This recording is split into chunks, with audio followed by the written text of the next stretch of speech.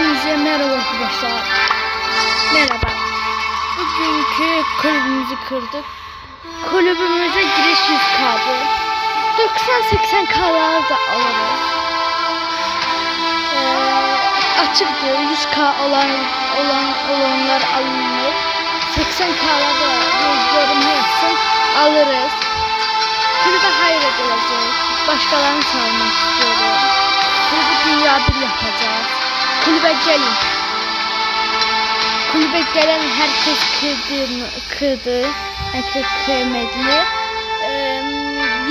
110k üstleri ise başkan yardımcısı. Hayra zaten başkan yardımcısı yapacağım. Bay bay, kulübe gelmeni unutmayın.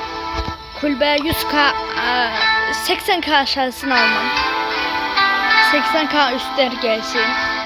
Bu kadardı videomuz. Bay bay.